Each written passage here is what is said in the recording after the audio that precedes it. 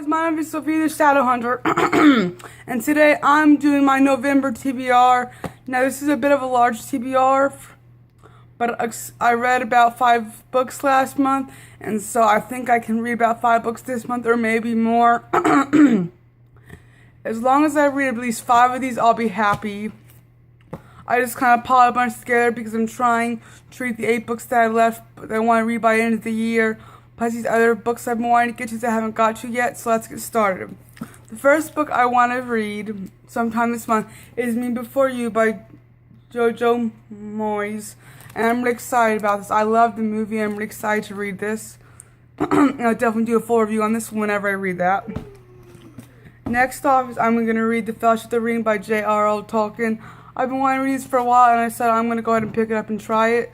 Looking for some good fantasy that's good written and in-depth and good quality, so I'm really excited to read this.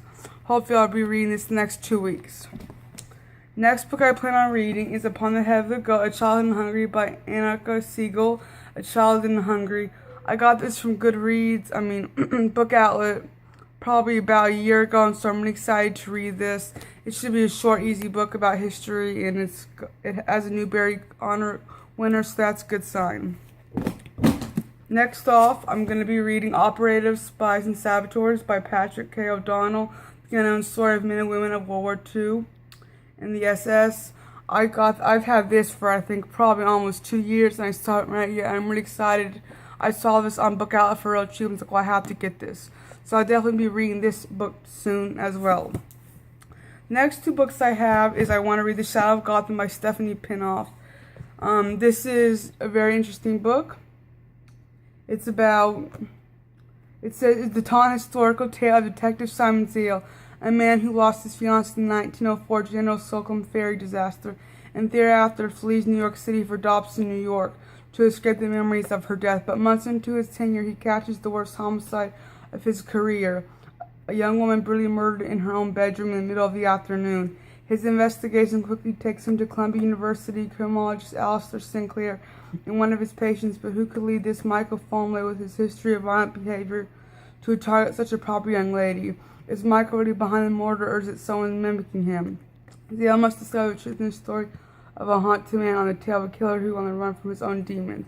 This sounds really good, and I'm really in the mood for a thriller book because I've been reading a lot of historical stuff and I missed thrillers, so I'm really excited to be reading that. And the last book I want to read this month is Anna's Story, A Journey of Hope by Jenna Bush.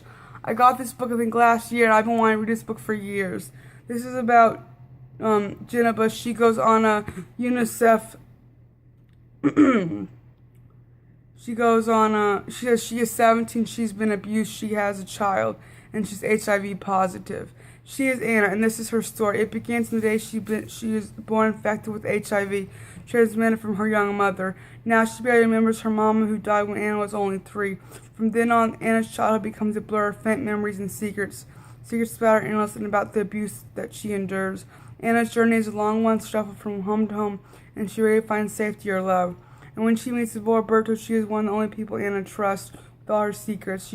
The trust puts Anna on a path to breaking the silence that has harmed her and leads her to a new beginning, new sorrows, and new hope. Jenna Bush has written a powerful narrative nonfiction account of a girl who struggles to break free from a vicious cycle of abuse, poverty, and illness. Based on Jenna's work with UNICEF, and is inspired by the framework of one girl's life. This is also the story of many children around the world who are marginalized and excluded from basic care, support, and education. Resources are at the back of the book, show you how you can make a difference in children in need and how to protect yourself and others. So that is my TBR. Like I said, as long as I read 5 of them, I'll be happy. But we'll see. We do have 30 days this month, and I think I'll be able to get a good start on this next couple of weeks. Let me know what books you guys will be reading in the book of November, and I'll see you guys next time with another video. Bye.